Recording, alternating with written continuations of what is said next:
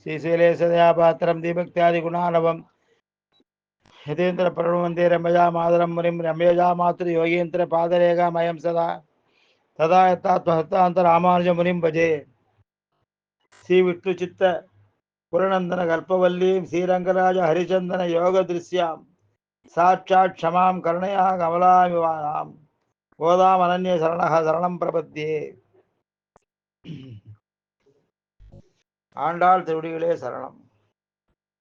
உனை மனந்துர நினைத்திடில் என்னை அறியாது ரோமம் பொடிக்கும் இன்ப உள்ளங்களிக்கும் வெள்ளந்துளிக்கும் என்புருகுணாமுதமுறும் வினைபற்றருத்துடன் புலகிக்கும் ஆனந்த மெய்ஞானம் விளைவித்திடும் மைத்தலை வணங்கும் உயர் கைத்தலை குவிக்கவே விம்மிவாய் வெறிவேந்தும் மறைவுக்கு முக்குவித் தொழில் கரித்து வரு அறவை கடிந்து வரை கோட்டை திறந்துணரும் பேட்டை துறந்து நீர் துறையின் மறந்து கூனல் சிறவரி சிறிசங்கம் முழுவயற் பொற்பகன் சேற்றின் வளர் நாற்றை நட்ட சென்னல் களத்து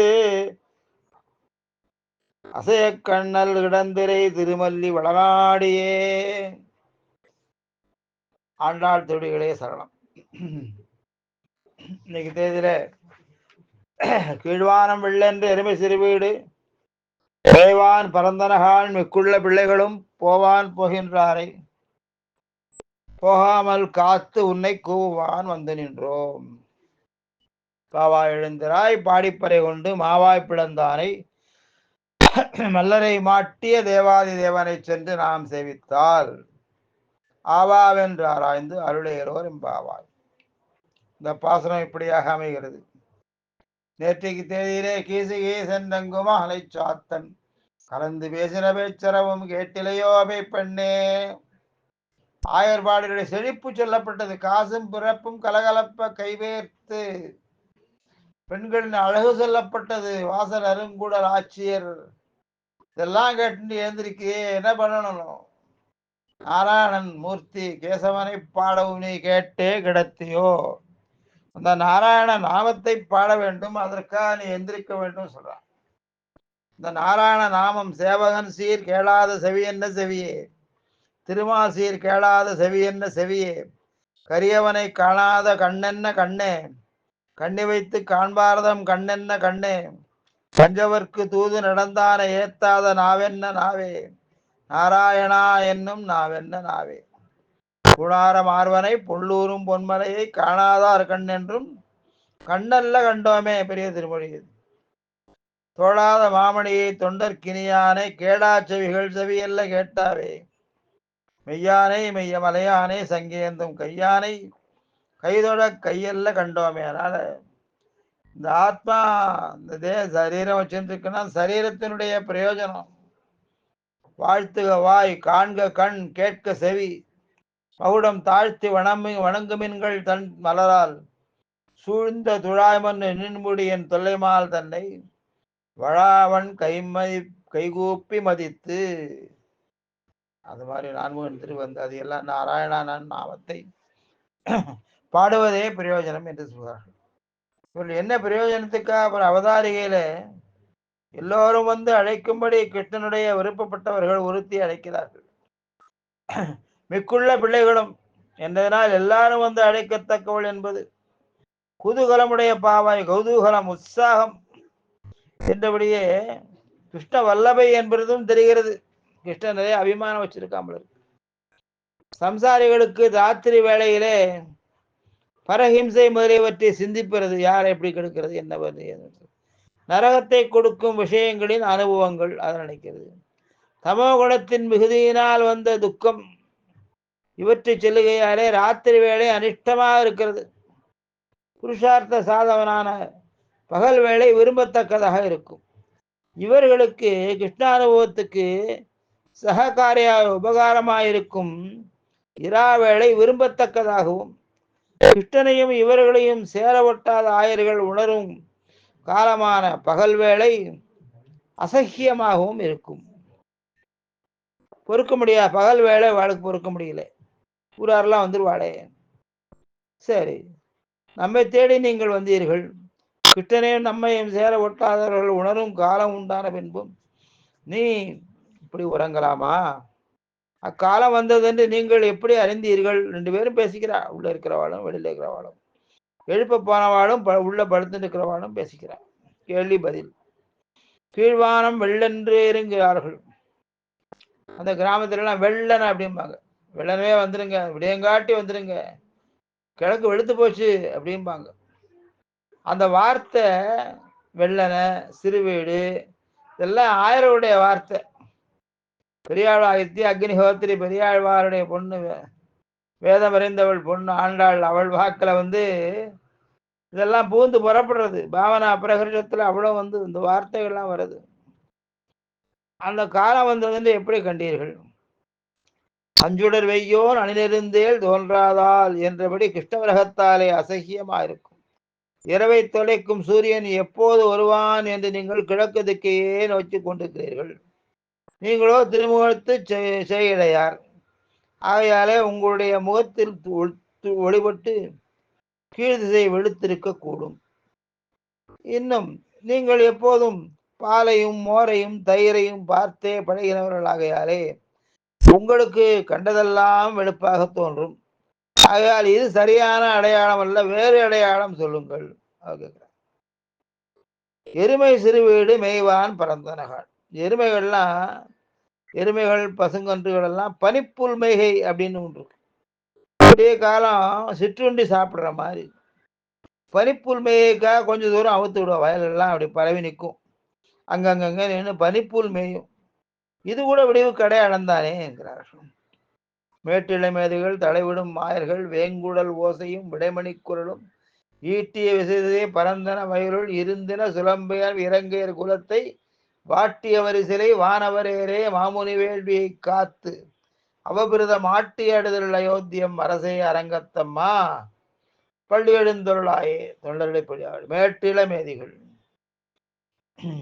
அப்புறம் கொஞ்ச நாள் கழிச்சு பகல் மேகைக்காக பெரிய கயிறு எடுத்துட்டு, பெரிய குச்சி எடுத்துட்டு கொஞ்ச தூரம் தள்ளி போய் வயல்ல இந்த குச்சியை நன்னா நட்டு அந்த கயிற்றால கட்டி விட்டாச்சுன்னா அதனுடைய சரௌண்டிங்கில் எவ்வளவு தூரம் அது மேயுமோ அது மேயும். அது பெருவீடு. இந்த மாதிரி சிறு வீடுக்காக அனுப்பிச்சிருக்காளே, இது உங்களுக்கு அடையாளமா தெரியலையா அப்படின்னு கேட்கிறா. இவள் அவர் அடியார்களை எழுப்பும் ஆழ்வார்களுக்கும் இவளுக்கும் வாசி. இவள் அவர் அடியார்களை எழுப்புகிறாள். ஆழ்வார்கள் எம்பெருமானை எழுப்புகிறார்கள். இவள் அவன் அடியார்களை எழுப்புகிறாள். அதான் ஆழ்வார்களுக்கும் இவளுக்கும் வித்தியாசம். 6000 படி. சிறிது போது அவிழ்த்து விடுவது சிறுவீடு, அதிக நேரம் மய விடுவது பெருவீடு. பெரியாழ்வார் அக்னிஹோத்திரியான பெரியாழ்வாருடைய பொண்ணு. அவைகளின் சிறுவீடு பெருவீடு வித்தியாசத்தை அப்படி உணர்ந்திருக்கிறாளே. அறியும்படியா மெய்ப்பால் இருக்கிறதே. பரந்தனகன் காலிப்பின் போகும் பிள்ளை என்றோ கிருஷ்ணன். அவற்றினுள்ளே அவன் சென்று விட்டான், பின்ன யாரை காண்பது? நாம் உயிர் தரிக்க விறகேது கெடுவா எந்திரு அப்படிங்கிறார். உங்களுடைய முகவடியை கண்டு சிதறி போகிற இருளை கண்டு எருமைகள் என்று பிரமிக்கிறீர்கள். எருமைகள் இன்னும் மேய போகல. உங்களுடைய முகவடியை கீழ் தித்தின் வெளிப்பு சிரமாக கருதினீர்கள். அந்த அன்னிதான ஞானம் இருளின் திரட்சியை எருமைகள் என்று இப்போது நினைக்கிறீர்கள். இது விபரீத ஞானம். அதனால் இவையெல்லாம் விடிவுக்கு அடையாளம் அல்ல அப்படிங்கிற மடக்கி மடக்கி பேசிட்டு இருக்கா. சரி, எங்களுடைய அறிவு அந்நியதா ஞானமாகவும் விபரீத ஞானமும் இருந்துட்டு போறது, அதை பத்தி பரவாயில்ல, நாங்க இப்படியே இருக்கோம். ஆனா நீ ரொம்ப அந்நியதா ஞானம் மிகுதியா உள்ளவாளாச்சே, ஆய்ப்பாடியில் உள்ள நீ சிறந்தவளாச்சே, நீ யாது விடியவில்லை என்பதற்கு அடையாளத்தை சொல்லு என்றார்கள். ஆய்ப்பாடியில் உள்ள 5 லட்சம் பெண்களில் இதுக்கு 1000 பேர் கூட வந்திருக்க மாட்டார்கள் போலிருக்கே. மற்றவர்கள் உணராதிருந்தே இன்னும் விடியவில்லை என்று தெரிகிறதே என்றார்கள். இப்படி சொல்லாதே, மிக்குள்ள பிள்ளைகளும் உன்னை தவிர எல்லாரும் போனார்கள், அவர்கள் என்னை கணிசியாமல் போய்விட்டார்களே என்றாள். பெரிய திருளாகையாலே நீ போகவில்லை என்பதை அறியாமல் போய்விட்டார்கள், அதனுடைய உன்னை அலட்சியம் செய்து போனார்கள் அல்ல என்றார்கள். என்ன காரியத்துக்கு போனார்கள் என்று கேட்டார். போவான் போகின்றாரே, அச்சிராதி கதியாலே வைகுண்டத்தை அச்சிராதி கதியாலே சீவைகுண்டத்துக்கு செல்லுவாரைப் போலவும் அக்ரூரன் கண்ணனை பார்க்க வந்தா போலவும் திருவேங்கட யாத்திரை செய்வாரைப் போலவும் போவதையே பிரயோஜனமாக கொண்டு போவார்கள். போய் எதுவுமே கேட்க போறல, எந்த பிரயோஜனம், போறதுதான் பிரயோஜனம் என்றார்கள். என்னை விட்டு அவர்கள் சென்று விட்டார்களால் இனி நான் வந்து என்ன செய்ய போறேன், என்னால் என்ன பிரயோஜனம்? அவர்கள் போன அழகை நீ கேட்கவில்லையே, நீ பார்க்கவில்லையே, போகின்றவர்களிடம் இன்னார் வரவில்லை என்றோம் தன் கட்டின தடை கட்டின நாகம் போல அசையாமல் நின்று விட்டார்கள். போகாமல் காத்து அவர்கள் போகாதபடி காவலிடவில்லை, திருவானை நின்னானை என்று ஆணையிடவில்லை. நீ வரவில்லை என்று ஒரு வார்த்தை காதில் பட்டவுடனே அவருடைய திருவடிகள் விளங்கிட்டார் போலே தானே நின்று விட்டது. உன்னை கூவான் வந்து நின்றோம். அவர்களை அங்கேயே நிறுத்திவிட்டு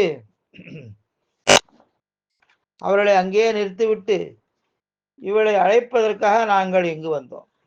அவர்கள் போவதையே பிரயோஜனமாக கொண்டு போனார்கள், அனன்ய பிரயோஜனர்கள். நாங்களும் உன்னை கூவதையே பிரயோஜனமாக கொண்டு இங்கு உன் வாசலிலே நிற்கிறோம். தேவாம் சம்பாஷணாமானாம் அந்யோன்யம் சவிபீஷணா உத்தரம் தீரமாசாத்திய கஸ்தகா ஏவ விதிஷ்டிதா. அந்த வானர வீரர்கள் ஒரு வருகைக்காக பேசிக்கொண்டிருக்கும் போது அந்த விபீஷணாழ்வான் சமுத்திரத்தின் கரைக்கு வடகரைக்கு வந்து ஆகாசத்திலே நின்றான். ராகமா சரணம் ராமா சரணம். ராவணனுடைய வீட்டிலிருந்து புறப்பட்டு ராமபிரானுக்கு அருகில் வந்தவுடனே விபீஷணாழ்வான் நிலை நின்றா போல நாங்கள் உன் வாசலிலே வந்து நின்றோம், சரணாகதிக்காக வந்து நின்றோம். அப்பெண்கள் எல்லாரும் இருக்கும்போது என் வாசலிலே வந்து கால் தரித்தோம் என்று சொல்லுகைக்கு காரணம் என்ன? நான் உங்களுடன் கூடாமல் உறங்குவதைக் கண்டும் நீ இல்லாமல் நாங்கள் உயிர் தெரியோம் என்று நீங்கள் சொல்லும்படியாக எனக்கு என்ன ஏற்றம் இருக்கிறது என்றார்கள். கோதுகலமுடைய பாவாய், குதூகலம், உற்சாகம். உன் வாசல் வழியாக சென்றாலும் கிருஷ்ணனானை கொண்டாடப்படும்படியா என்றோ நீ அவனுக்கு இனிமையாயிருப்பாய். உன் வாசலிலே வந்து உன் பெயரை சொல்லி அழைக்கைக்கு மேற்பட ஏற்றம் உண்டோ எங்களுக்கு? அவனாலும் தலையாலே தரிக்கப்படுபவளாய் எங்களுக்கும் இனிமையாய் எங்களுக்கு கிருஷ்ணனிடம் புருஷகார பூதையாய் இருப்பாள் ஒருத்தினி என்றார்கள். பாவாய் பெண்ணே, நீ பெண் பிள்ளையாயிற்றே, பெண்ணின் வருத்தம் அறியாத பெருமானைப் போலே நீ இருக்கலாமா? நாரீணாம் உத்தமா வதூஹு எனப்பட்டவன் என்றோ எங்கள் ஆற்றாமையை நீயும் அறிய மாட்டாயா என்றார்கள். பட்டர் அடிச்சுவார் முலை எழுந்தார் இப்படி மோவா எழுந்தாருக்கு தெரியாதரே, பெண்ணின் வருத்தம் ஆணுக்கு தெரியாது என்றார்.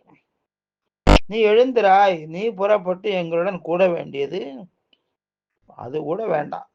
நீ எழுந்திருக்கும் அழகை பார்க்கவே நாங்கள் ஆசைப்படுவது. எழுந்திராய், நாங்கள் வாசலிலே வந்து எழுப்ப நீ எழுந்திருந்தால் என்னும் ஏற்றத்தை எங்களுக்கு தாராய் என்றார்கள்.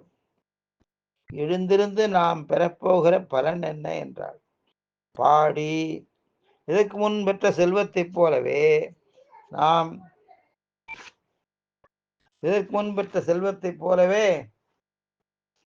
நாம் இப்பொழுது மேம்பட போகிற செல்வத்தை எடுத்துக்கொள்ளப் போகிறோம் என்றார். முன்பு தம்மையும் கிருஷ்ணனையும் பிரித்து வைத்திருந்ததனால் ஊராருக்கு தெரியாதபடி நெஞ்சாலே கிருஷ்ணனை அனுபவித்து வந்தோம். கிருஷ்ண அனுபவத்தை பட ஆனந்தத்தை வெளிக்காட்டாமல் இருந்து வந்தோம். இப்போது ஊராரே அனுபவித்திருக்கையாலே நெஞ்சிலே கருணையற்று பெருகிற கங்கு கரையற்று பெறுகிற கிருஷ்ணானுபவனான ஆனந்தத்துக்கு போக்கு விட்டு பாடுவோம். பறை கொண்டு, இந்த பறைங்கிற வார்த்தை நிறைய இடத்துல வரும். நாராயணனே நமக்கே பறை தருவான். பறை ஊராருக்கு நோன்பு, இவர்களுக்கு கைங்கரியம். இற்றை பறை கொள்வான் கோவிந்தா எற்றைக்கும் ஏழு பிறவிக்கும் உந்தன் நோடுற்றோமையாவும் உனக்கே நாம் ஆட்சிவோம் என்று கடைசியில சொன்னார்கள். அவன் தமக்கு பறை தருவானா என்று கேட்டாள். ஆவாய் பிளந்தவன் அவன், நம் விரோதிகளை போக்கி தன்னை நமக்கு தந்தவன் என்றோ அவன். அப்படிப்பட்டவன் நமக்கு பறை தாராமல் இருக்க மாட்டான் என்கிறார்கள். மாவாய் பிளந்தானே, குதிரை வடிவு கொண்டு வந்த கேசி என அந்த அசுரனை வாயை பிளந்து போட்ட வீரன் அது முன்பன்றோ. இப்போது மதுரைக்கு சென்று வந்த பின்பு அங்குள்ள நகர ஸ்திரீகளை எல்லாம் கண்டு அப்படியே மயங்கி நம்மை மறந்து கிடப்பவனான இவன் நம் காரியம் செய்வானா என்றாள். மல்லரை மாட்டிய அங்கு சென்றும் சாணூர முஷ்டிகளை கொன்றானே. சத்தியபசத கிருஷ்ணசிய முகம். கிருஷ்ணன் அழகா பலராமன் கிருஷ்ணனும் கம்சனுடைய மாளிகைக்கு போயிடுறாங்க. குவலையா போயிடும். இந்த யானையை கொண்டாச்சு. பெரிய பெரிய மல்லர்கள். தோற்றத்தை பார்த்தாலே பயமா இருக்கு. கிருஷ்ணன் கொஞ்சம் கூட பிரயாசப்பட்டுக்கவே மாட்டான். இப்படி கோபிகளை பார்த்து ஏதோ பேசிட்டு இருக்கிற மாதிரி இருப்பானா. 2 மல்லர்கள் இந்த பக்கம் ஒருத்தர் வருவார், அந்த பக்கம் ஒருத்தர் கிட்ட கிட்ட மோதும் நகர்ந்துருவானா. அவ ஒருத்தருக்கு ஒருத்தர் மோதிட்டு செத்து போயிடுவாளாம். இப்படியே அத்தனை பேரும் அவன் சம்ஹாரம் பண்ணினான். அதனால அவனுடைய சாமர்த்தியம் நமக்கு தெரியுமா? செய்களே தோழிகளே, கிருஷ்ணனுடைய முகத்தை பாருங்கள் என்று நம்மை போன்ற பெண்களுக்கு தன்னை உதவியவனாயிற்றே என்கிறார்கள். அவனை தேவாதி தேவன் என்றோ என்கிறார்கள். அப்படிப்பட்டவன் நம் காரியம் செய்யாமல் இருப்பானா? செய்வான். சமீஸ்வரானாம் பரமம் மகேஸ்வரம் தம் தேவதானாம் பரமஞ்ச தெய்வதம். தேவாதி தேவன் அப்படிங்கிறார். கிருஷ்ணயேவே லோகானாம் உத்தேபிய சாபியா கிருஷ்ணசே ஹிருதய பூதமிதம் விஸ்வம் சராசரம். தேவாதி தேவன், தேவதேவன், தேவாதி தேவன். நமக்கு தேவர் போல தேவர்க்கும் தேவாவோ. அனுபரை முதல்வனை, ஆழிமாயனை, கருமுகில் வண்ணனை, கமலக்கண்ணனை, திருமகள் தலைவனை, தேவதேவனை, இருபதமிழர்கள் இறைஞ்சி ஏத்துவாம். கமலக்கண்ணனை, தேவாதி தேவனை, இருபதமிழர்கள் இறைஞ்சி ஏத்துவாம். வில்லிபுத்தூராழ்வார் அந்த காப்புச்செயல்ல அந்த திருவடிகளை சொல்கிறார். தேவாதி தேவன் என்று இருக்கும் உயர்ந்த நோக்கத்தையும் அவனை பற்றுவதற்கு திருவடியையும் சொல்லுவார். பிறவி பெருங்கடல் நீந்துவர் நீந்தார் தேவன் அடி சேராதார். தேவாதி தேவன்.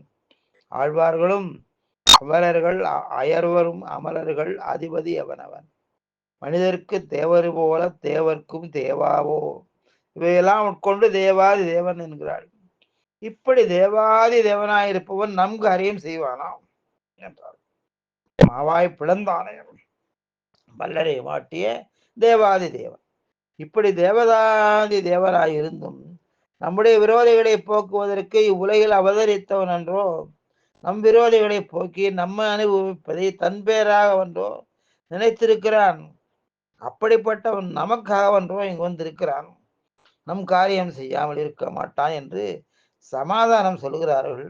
மாவாய் பிளந்தானை, மல்லரை மாட்டிய தேவாதி தேவனை சென்று நாம் சேவித்தார். மகாபலவான்களான அசுரர்களை கொண்டதிலிருந்து இவருடைய தேவாதி தேவத்துவம் வெளியாகிறது. சென்று நாம் சேவித்தால், அவன் அணுகி சேவிக்கத்தக்கதாக நாம் அவனை கிட்டி சேவித்தால், அவன் வருகையும் சேவிக்கையும் தவிர்த்தால் நாம் சென்று சேவிக்க அத்தனை என்றோ. சேவித்தால் நம் காரியம் செய்வானா என்றால், உபஸ்தேர் உபஸ்திதா சரண்யா சரணாந்தம். அப்படியெல்லாம் விபீஷண உபஸ்திதம், அடியார்கள் தான் இருத்தல். இப்படியெல்லாம் அவன் நமக்கு காரியம் பண்ணுவான், எளிமையாக இருப்பான். தலையாலே வணங்கின அந்த பரதனுடைய பிரார்த்தனை என்னால் நிறைவேற்றப்பட முடியவில்லை. அவன் புண்படும்படி தாழ்வான வணங்கினா போலே நாமும் தலையாலே வணங்க கடவோம். சேவித்தால் ஆவாவென்று. ஐயோ, நம் பிரணயத்துவம் போயிற்று, அடியார்களை காப்பவன் என்னும் ஏற்றம் அழிந்தது, இவர்கள் நம்மை சேவிக்க முடியாத நாம் இருந்தோமே என்று நம்முடைய குறைகளை ஆராய்ந்தருளுவான். ஆண்டு சம்சயம் பரோ தர்மஹா. இரக்கமே மேலான தர்மம். நம் விஷயத்தில் பேசாமல் இருப்பதா?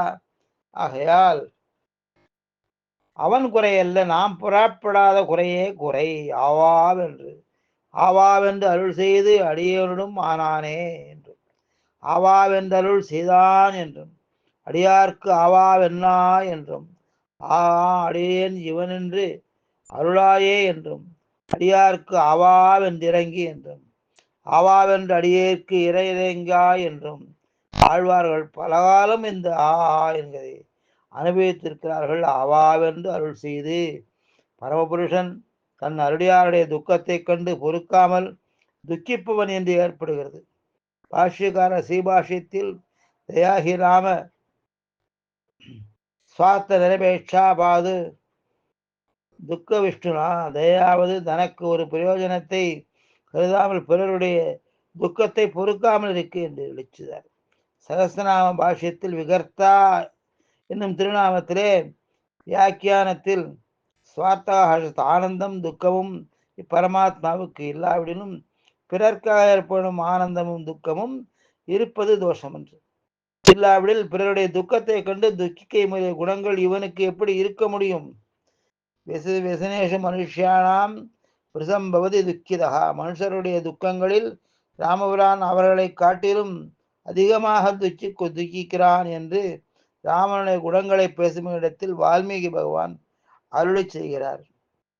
ஆச்சானும் பிள்ளையுமாக இதை கேட்டு பரமபதத்திலே ஆனந்த நிர்பரனாயிருந்த இருப்பிலே திருவுள்ளத்திலே ஒரு விசனத்தோடு ஒரு வருத்தத்தோடு இருந்தாராம். என்னவா உற்றோ உசிதமோ என்ன பாண்டிய பண்டிதர் என்கிறவர் வந்து விண்ணப்பம் செய்ய விசனேஷு மனுஷியானாம் விஷ்டி பவதி துக்கிதா என்கிறது குணப்பிரகரணத்திலேயா துக்க பிரகரணத்திலேயா என்று கேட்க மாட்டீரா? இது குணங்கள் குறை ஒன்றுமே குறை குணங்கள் இது குணமாகில் குணமென்று பெயர் பெற்றதின் அங்கில்லாதது ஒன்று உண்டோ என்று அருளி செய்தார். அதனாலே அவனை பாடுவோம். தேசமுடையாய் திருவேலூர் எம்பாவாய் என்று சொன்னவர்கள் இந்த இடத்திலே கீழ்வானம் வெள்ளம் தெருவி சிறு வீடு நாராயணனை பாடும் நீ கேட்டே கிடத்தியோ.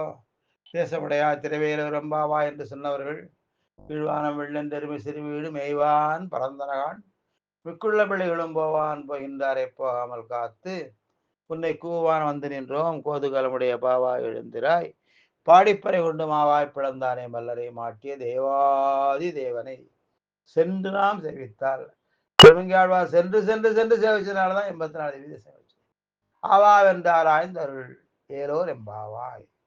அப்படியாக ஆண்டாருடைய இந்த பாசுரம் நிறைவாயிருக்கிறது.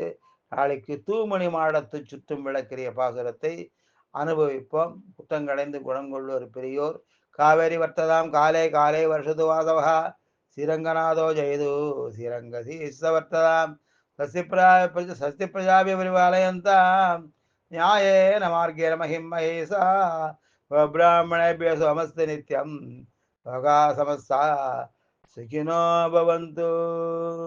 ஆண்டாள் திருவடிகளே சரணம். ஸ்ரீனிவாசராகவன் அடியேன் ராமானுஜதாசன்.